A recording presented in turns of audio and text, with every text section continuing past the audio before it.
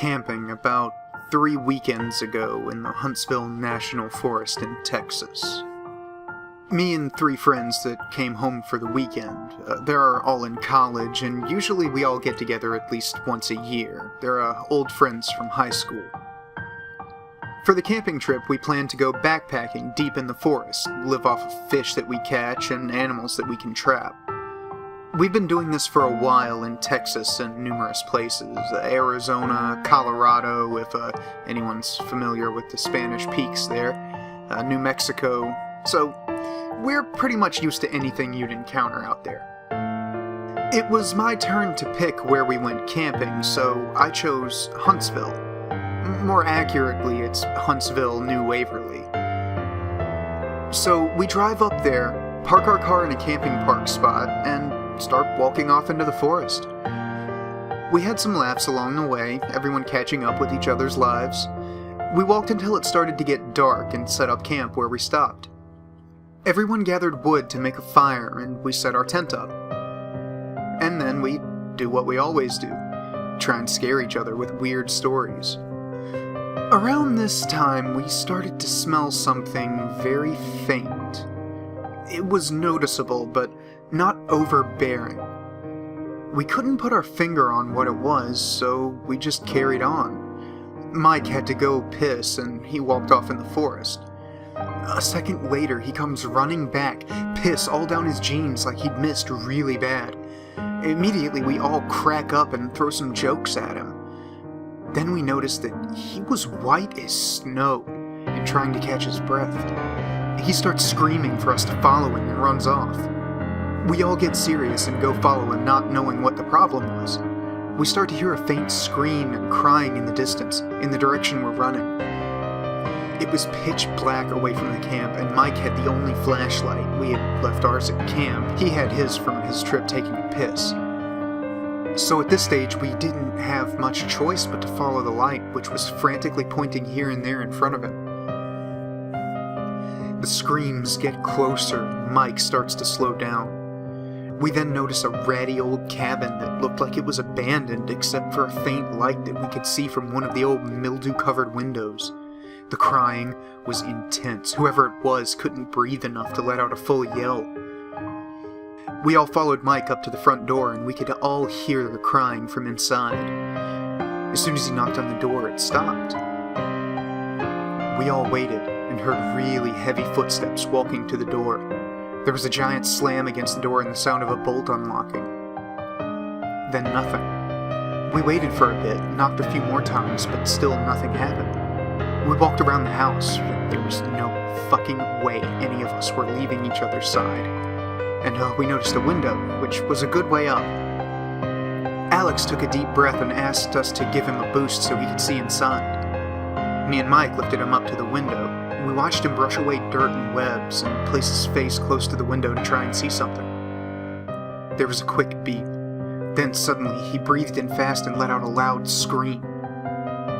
He fell back from the window, screaming bloody murder the whole way. We all tried to calm him down, but he was hysterical. We went to him, but he started to shake, punch, kick, you name it, and then took off towards the camp. None of us wanted to be separated, so we all ran close behind him. We caught up to him and grabbed him and set him down. The fire was dying out, so I grabbed some nearby wood that we had collected and added it to the fire. My hands were shaking, and I had to do something. I went back to Alex, and we all tried to calm him down. He wouldn't. He just kept screaming and breathing so hard that he eventually fainted. All of us were terrified, and we all kept the fire high until sunrise.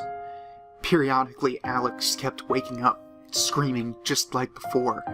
By sunrise, he was up and looked catatonic, just mumbling to himself and whimpering. Mike and I decided to go look at the cabin now that it was daylight. We searched where we thought it was, except there was nothing there. Nothing at all. The indistinct smell from last night had now grown into a very strong smell of something dead, something stale. We headed back to the camping site. When we got there, we found Alex had chewed into the sides of his face and swallowed so much blood that he was throwing up. John was at his back, and he looked like he was about to die from exhaustion. I guess we all looked that way. I just didn't notice until I saw his face. Alex said quietly that we need to leave. Now. We all started to pack up the tent. It began to rain really heavily. It was about noon at this time, and the sky started to get really dark. Alex started to go into a panic. He went and grabbed a big stick and yelled at us to leave it, and leave now or he'd knock us out and drag us out of there himself. Mike started to yell at him, and then they started to fight. We broke it up and finished packing, then started making our way back. After a little while, we arrived at a creek we'd crossed the previous day, only it was flooded over and the water was moving too fast for us to cross it. Alex started to scream again, yelling at Mike for taking his time packing up the tent when we could have just gotten out of here. This went on for a little while until we finally convinced Alex to calm down and tell us what happened. He said as soon as he put his face to the glass, a face on the other side did the same thing, and it started to smile really big. It had dark eyes and a dark mouth, which was much bigger than Alex's, and the smile had gotten as large as it could. A giant shadow behind it swung something down and sliced its face off.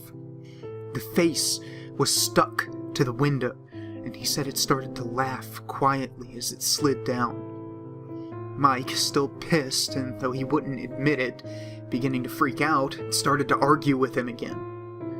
We eventually started to follow the creek for a way across.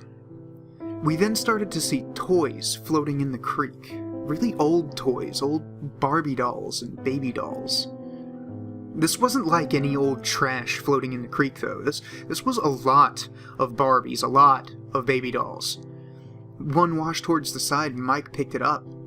It had some kind of voice chip that was dying, and it started to say some gurgling words we couldn't understand, followed by its sad excuse for laughter. Then it sounded like it was whispering. We thought the batteries must be dying. He threw it down. We kept going, and the sun was starting to set. Alex was freaking out more now. He was whimpering and breathing heavily. We all started to see shadows move behind the trees, something we all called BS on until we were all seeing it. It was barely light out, and we stop as we see a cabin right in front of us. None of us knew what to think. Mike says, "This is bull. I'm going in there." Alex tries to stop him. We all do. All of us just want to go home. Mike says to all of us, "Fuck off. Go do your own thing. I don't care anymore. This is all bullshit anyway." We started to hear hundreds of the same sort of baby doll as before, laughing, whispering, trying to sing. We start to move forward past the cabin, all of us, and kept pushing forward. We smelled something dead in the air, something stale. The same something as before. We started to hear something crying and something screaming. We kept on going. Eventually, we crossed the creek and left the woods. We get back to our vehicle, and we got in. It's pitch black, and we just drive. We're about to get on the 45 to Houston, but the road is under construction and can't be accessed. It points to a detour, and as we head towards the detour, it seems to be a really small, bumpy dirt road going into the woods. Then we saw a young girl come up to us. She looked like she was in trouble, young, pretty.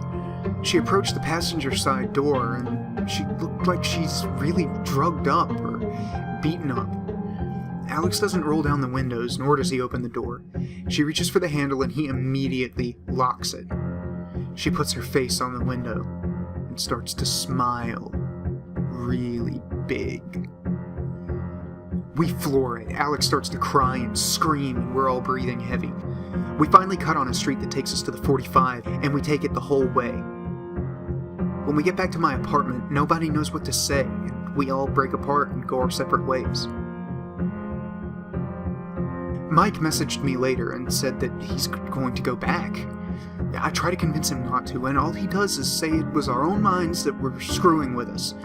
I think he just went to prove to himself that he wasn't scared. I can smell that stench everywhere now. I don't go out anymore. I just stay in and don't answer the door. Last week, everyone I met was acting really strange. People that I knew for a long time and total strangers. My own dad. When I went to his place to eat supper with him, he just watched me strangely when I was sitting down. He didn't say a word the whole time. I kept asking him what's wrong, but he just slowly shook his head. When I was leaving to go home, I turned to wave. His eyes had turned black and his mouth was open like he was in pain. When I started to walk back, he shut the door and bolted it. I stayed there knocking and knocking. Nothing. I called him and his phone was disconnected. I even called the police. Halfway through the questions they were asking me, the connection started to fade into static. I could hear a faint mumbling, singing, laughing. Mike has completely vanished. There's not even a record of him being alive. When I called Alex's house, they talked to me like I'm some salesman. They say they don't know any Alex and to please stop calling. The person who tells me that is Alex's mother.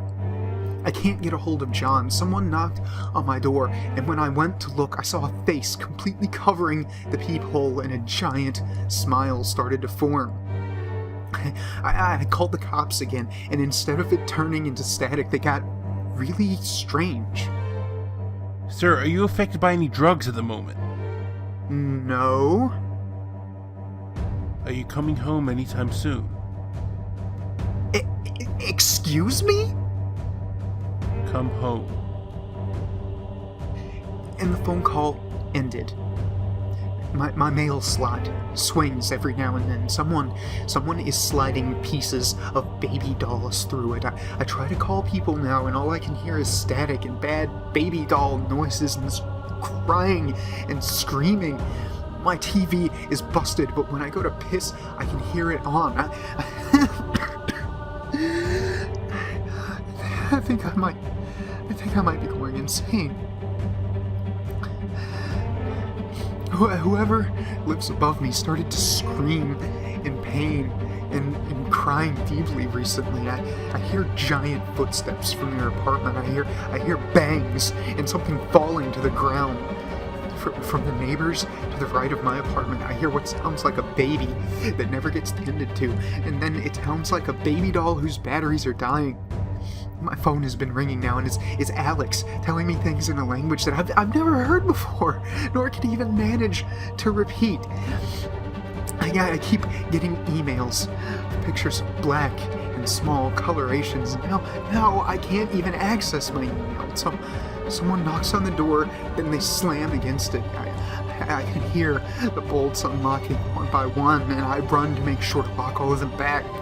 And I sit down. I begin to cry.